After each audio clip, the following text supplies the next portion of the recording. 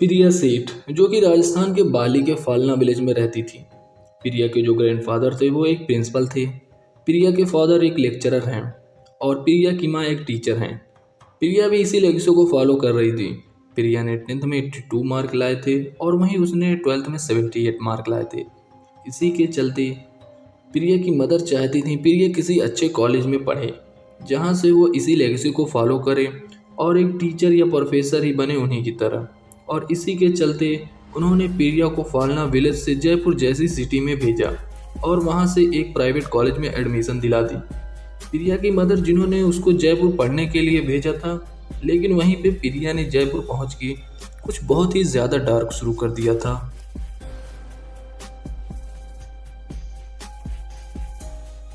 So welcome to my channel guys. यार ये मेरी फर्स्ट वीडियो, अगर तुम लोगों को वीडियो थोड़ी सी भी अच्छी लगी तो वीडियो को लाइक कर लेना और ऐसे ही मैं वीडियो लेके आता रहूँगा तो चैनल को तुम लोग सब्सक्राइब कर लेना।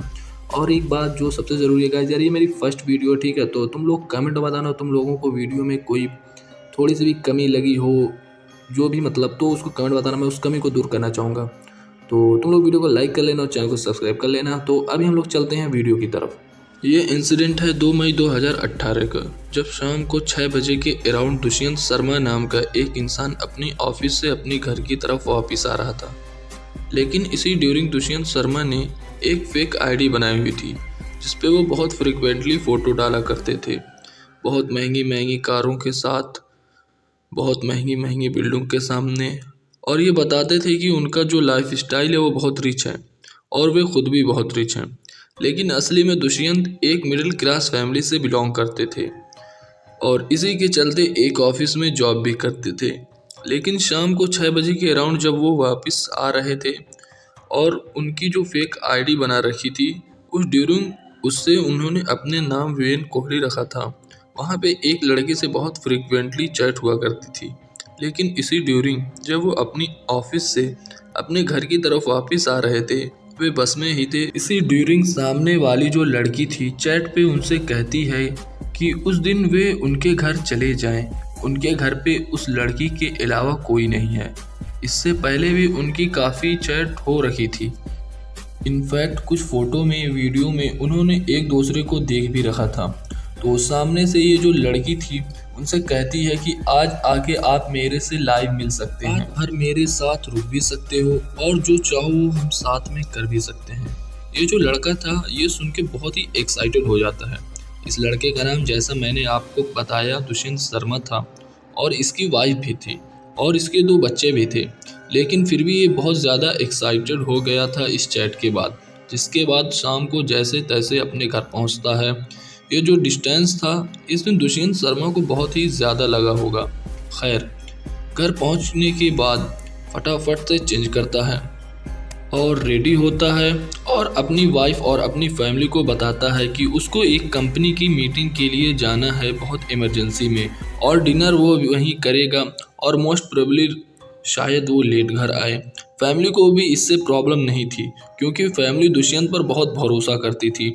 जिसके बाद दुष्यंत अपने पापा से घर पे जो अल्टो थी उसकी चाबी लेता है और इस लड़की के फ्लैट की तरफ निकल जाता है। दुष्यंत का घर जयपुर के जोधियाना में था और वे वहीं से गाड़ी लेके निकलता है गांधीनगर की तरफ, जहाँ पे इस लड़की का फ्लैट था।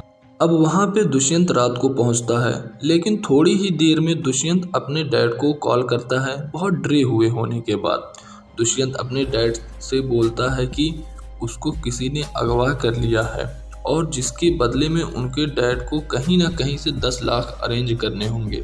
दुष्यंत के डैड बड़ी मुश्किल से 10 लाख अरेंज करते हैं। ये पैसे उसको समहाउ ट्रांसफ़र की जाती है, जिसके बाद उसके डैड, उसकी फैमिली ये सोचकर रिलैक्स हो जाते हैं कि शायद दुष्यंत अब सेफ है और वापस आ जाएगा। लेकिन इसके बाद भी दुष्यंत अगले दिन भी घर नहीं आता, जिसके बाद दुष्यंत की फैमिली बहुत डर चुकी होती है और उसके जो डैड हैं रामेश्वर शर्मा पुलिस स्टेशन जाते हैं 3 मई को, जिसके अगेंस्ट कंप्लेन फाइल करते हैं। लेकिन सिर्फ एक दिन और बीतता है। 4 मई को रामेश्वर शर्मा को पुलिस स्टेशन से कॉल आती है। असल में ये जो कॉल थी एक लाश को रिकॉग्नाइज करने के लिए थी। दुष्यंत के डैड पुलिस स्टेशन पहुंचते हैं, वहां पे उनको मुर्दा घर ले जाया जाता है और वहाँ पे एक लाश उनको दिखाई जाती है। जो लाश का फेस था उसको पूरी तरह से स्क्रैच कर दिया गया था किसी मेटल के वेपन से। मतलब ये क्लियर था उनका जो चेहरा था वो पहचान में नहीं आ रहा था। लेकिन बॉडी का पार्ट देखकर रामेश्वर शर्मा पहचान जाते हैं कि जो लाश थी वो किसी और की नहीं बल्कि उनके बेटे दुष्यंत शर्मा की ही थी। जिसके बाद फैमिली बहुत ज़्यादा दुखी थी, लेकिन किसी को समझ नहीं आ रहा था कि दुष्यंत के साथ ऑल ऑफ सडन ये हो क्या गया। वे जानते थे कि दुष्यंत की किसी से दुश्मनी भी नहीं थी, कोई भी ऐसा इंसान नहीं था जो दुष्यंत का बुरा चाहता था उनके सराउंडिंग में या फिर उसके दोस्तों के ग्रुप में भी। और वहीं से क्योंकि रामेश्वर शर्मा ने पुलिस में कंप्लेन भी लिखाई थी दुष्यंत की मिसिंग होने की, जिसके बाद पुलिस भी एक्शन में आ जाती है। जो दुष्यंत था उसकी कॉल रिकॉर्डिंग चेक की जाती है। इसके अलावा दुष्यंत की लास्ट लोकेशन भी चेक की जाती है। दुष्यंत की जो लास्ट लोकेशन थी गांधीनगर के उसी फ्लैट तक थी। पुलिस अब सीधा इस फ्लैट पर पहुंचती है। जैसे ही इस फ्लैट पे देखती है तो वहाँ पे कोई और नहीं बल्कि वही लड़की जिसका नाम प्रिया सेठ, जिसके बारे में मैंने आपको इस इंसिडेंट के शुरू में बताया था। प्रिया की उम्र अब तक 25 साल हो चुकी थी। ये जो कुछ भी दुष्यंत के साथ हुआ था ये प्रिया और उसके 2 दोस्तों ने किया था। यहाँ तक कि प्रिया जिसका फैमिली बैकग्राउंड इतना अच्छा था, इनफैक्ट प्रिया पढ़ने में जो खुद इतनी अच्छी थी, लेकिन अब वे इस तरह से बदल चुकी थी कि पुलिस जब उसको पकड़ कर ले जा रही थी, मीडिया उससे क्वेश्चन भी कर रहा था, तो भी प्रिया को इसका कोई दुख नहीं था। प्रिया ने हंसते हंसते ये कहा कि हमारे कंट्री में बहुत से खून होते रहते हैं, एक और हो गया तो इसमें कौन सी बड़ी बात है, कानून जो भी सजा देगा हम हंस के उसके लिए तैयार हैं। आखिर प्रिया को इस चीज़ पर इतना प्राउड क्यों था? प्रिया ने ऐसा क्या किया था? अब सब खुलासा होने वाला था। असल में पुलिस ने जब इन्वेस्टिगेशन किया तो उनको पता चला जब प्रिया जयपुर में शिफ्ट हुई थी, गांधीनगर में शिफ्ट हुई थी, इनफैक्ट उस समय वो अपने रिलेटिव के साथ रहती थी, लेकिन कुछ ही मंथ में उसने अपना फ्लैट ले लिया था। लेकिन इस फ्लैट में जो खर्चा उसके घर से आ रहा था वे पूरा नहीं हो रहा था। प्रिया के जो शौक थे वो पूरे नहीं हो रहे थे और प्रिया यही चाहती थी हमेशा से कि उसको जब तक महंगी चीज़ें सस्ती ना लगने लगे तब तक कोई पैसा कमाना चाहती है। इनफैक्ट वो इतना ज़्यादा पैसा कमाना चाहती है और इसी के चलते उसने सोचा कि उसको एक जॉब भी कर लेनी चाहिए साथ में, और इसी के चलते उसने न्यूज़पेपर पढ़ा जहां उसने जॉब के बारे में पढ़ा। लेकिन प्रिया जैसे ही वहां इंटरव्यू देने पहुंचती है तो इतनी सारी लड़कियां देख के वे तभी के तभी समझ गई कि ये कोई कंपनी की जॉब नहीं है बल्कि वहाँ पे वेश्यावृत्ति का धंधा हुआ करता था। मतलब कि वहाँ पे लड़कियाँ हायर की जाती थीं, वे कुछ कस्टमर के लिए भेजी जाती थीं और कुछ घंटे बिताने के उन लड़कियों को पैसे दिए जाते हैं। प्रिया को ये सब कुछ पता चल चुका था, लेकिन फिर भी उसने इन सबको बैक ऑफ नहीं किया। इंस्टेंट उसने इस चीज़ को ज्वाइन कर ली। उसने अपने कॉलेज मेट को भी इसके लिए इंसिस्ट करना शुरू कर दिया कि कुछ ही घंटे का काम है और कुछ ही घंटों में वे बहुत सारा पैसा बना सकती हैं। इसी के चलते प्रिया ने बहुत अच्छा अर्न करना शुरू कर दिया था और प्रिया को लगा इस काम में बहुत सारा पैसा है, लेकिन वो बहुत कम टाइम में बहुत ज़्यादा पैसा कमाना चाहती थी। इसी के चलते उसने कुछ बड़ा प्लान किया और कुछ ही दिन ये काम करके उसने ये नौकरी छोड़ दी। जिसके बाद उसने एक अपनी वेबसाइट बनाई और उसने भी उसमें कुछ लड़कियां हायर की जहां पे मोस्टली वे अमीर लड़कों के साथ दोस्ती किया करती थी, बातें हुआ करती थी उन लड़कों के साथ उनकी, और वे इन लड़कियों को उनके पास भेजा भी करती थी। ये सारे के सारे जो ऑर्डर आते थे ये ऑर्डर प्रिया को ही आते थे और वहीं से कभी कुछ लड़कियां उनके पास भेजती थी तो कभी अपनी बॉडी बिना कपड़ों को भी दिखाने के उनसे पैसे लिया करती थी। इसी तरह से प्रिया की अर्निंग थोड़ी और बेहतर हो गई थी, लेकिन प्रिया अब भी कुछ बड़ा करना चाहती थी। यहाँ से उसे 100 या फिर हज़ारों में पैसे आते थे, लेकिन प्रिया चाहती थी बहुत ज़्यादा अर्न करना और इसी के चलते उसने कुछ बहुत डार्क, कुछ बहुत भयानक शुरू किया था। अब जिन भी लड़कों के साथ प्रिया की चैट हुआ करती थी या फिर फ़ोन पर बात हुआ करती थी, उन लड़कों को प्रिया ने अपने फ्लैट पर बुलाना शुरू कर दिया था, कह के कि उसके घर पे आज कोई भी नहीं है और वे चाहें तो उस लड़की के पास यानी कि प्रिया के साथ रात बिता सकते हैं। और जो भी लड़के उससे बात करते थे वे मोस्टली वहाँ पे पहुँच ही जाते थे। जिसके बाद प्रिया उनके साथ डिनर करती थी, उनके साथ इंटीमेट होती थी और इन सब का वे एक वीडियो रिकॉर्ड कर लेती थी। और इसी के चलते प्रिया ने अपने अकाउंट में लगभग 1,75,00,000 रुपये जमा करवा रखे थे। यही सब कुछ उस रात दुष्यंत के साथ भी हुआ था। दुष्यंत जब वहाँ पे पहुँचता है तो उसने प्रिया के साथ डिनर किया, जिसके बाद वे इंटीमेट हुए। लेकिन इसी ड्यूरिंग दुष्यंत और प्रिया की बात होने लगी तो वहाँ प्रिया उससे पूछने लगी, तुम इतने रिच हो, आखिरकार तुम करते क्या हो? दुष्यंत ने वहाँ पे एक्सेप्ट किया जो कुछ भी वो नकली या फिर फेक बनने की कोशिश कर रहा था। उसने बताया कि उसका असली नाम दुष्यंत है, जो कि सोशल मीडिया पे विवान वो नहीं। और इसके अलावा उसने बताया कि वे शादीशुदा है और उसके 2 बच्चे भी हैं। लेकिन सामने से प्रिया ने भी उसे बताया कि उसकी इससे कोई प्रॉब्लम नहीं है इस चीज़ से। लेकिन अगली बात जो दुष्यंत ने कहा उससे प्रिया को ऑब्जेक्शन था। दुष्यंत ने बताया कि वो इतना रिच नहीं है जितना वे सोशल मीडिया पर दिखाई देता है। इनफैक्ट वो एक 9 to 5 जॉब करता है। ये सुन के प्रिया बहुत ही गुस्से में आ गई और गुस्से में आते आते उसने दुष्यंत को बताया, आखिरकार तुमको पता है तुम्हारे साथ हुआ क्या है?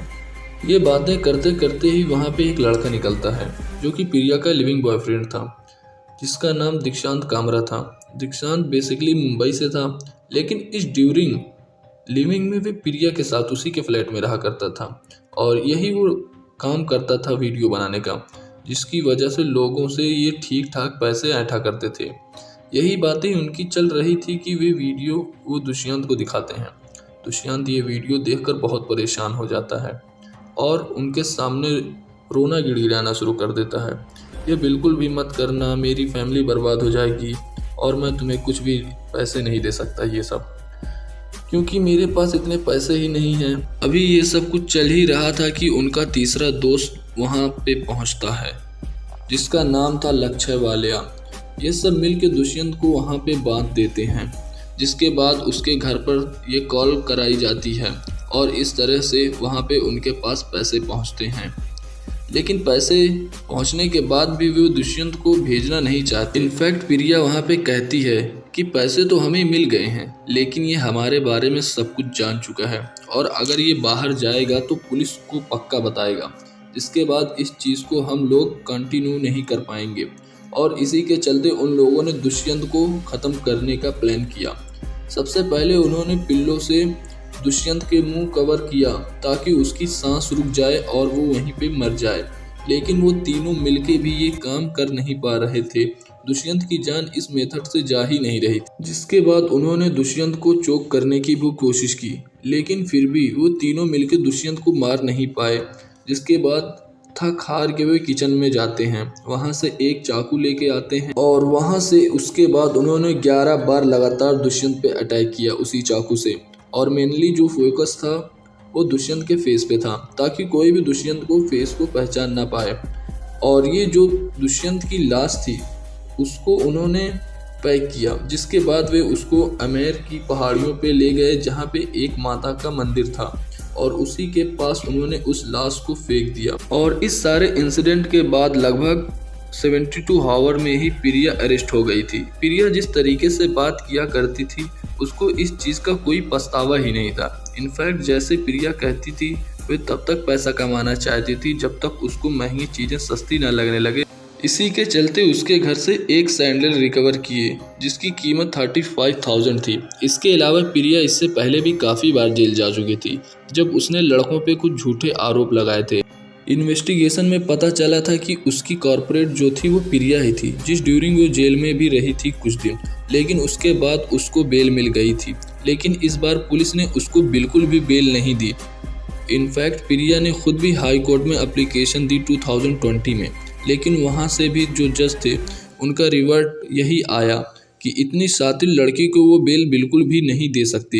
ये जो दुनिया है बहुत सुंदर है और तुम जैसे लोग इसे ख़राब कर रहे हो। और इस तरह से जो प्रिया थी उसकी सज़ा वैसे ही कंटिन्यू रही। तो ऐसा माना भी जाता है जो भी इंसान गलत काम करता है उसका जो अंजाम है वो कभी सही हो ही नहीं सकता। तो गाइस तुम लोगों को वीडियो कैसी लगी, अगर वीडियो थोड़ी सी भी अच्छी लगी हो तो तुम लोग वीडियो को लाइक कर लेना और कमेंट में बताना तुम लोगों को वीडियो कैसी लगी। और आने वाले वीडियो के लिए तुम लोग चैनल को सब्सक्राइब जरूर से कर लो। और हाँ, कमेंट में ज़रूर से बता देना तुम लोगों को वीडियो में जो कमी लगी हो। तो ठीक है, मिलूंगा नेक्स्ट वीडियो में नेक्स्ट केस के साथ। चलो बाय बाय।